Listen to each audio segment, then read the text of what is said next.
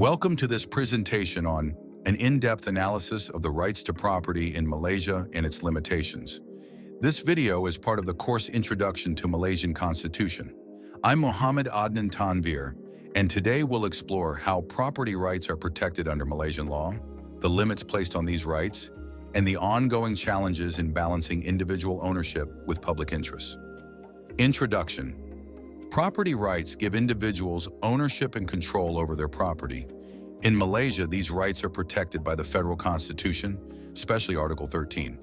However, the state can limit these rights for public reasons like environmental protection, urban growth, and national development.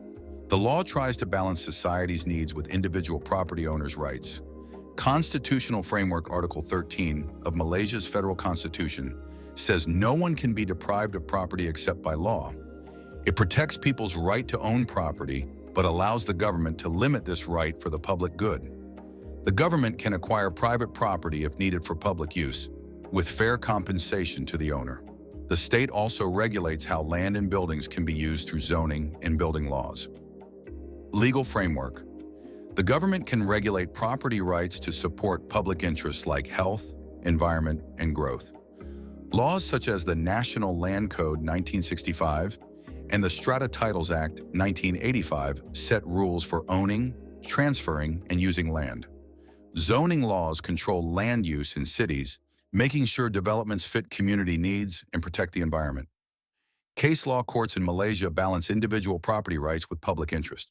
For example, in the S. Subramaniam case, the government's compulsory acquisition of land without what the owner saw as fair compensation was challenged but upheld by the court. Courts ensure compensation is fair to protect owners from abuse, but recognize the government's right to develop public infrastructure. Limitations on property rights are not absolute. The government can acquire land for public purposes, like roads and national security with compensation. Zoning laws and environmental regulations also limit how land is used. Foreign ownership of property is restricted to protect local markets. Contemporary issues. Indigenous land rights remain a challenge, with many communities lacking formal titles and facing land disputes.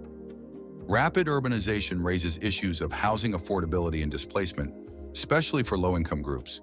Balancing economic development with property rights protection is key to fair growth. Conclusion.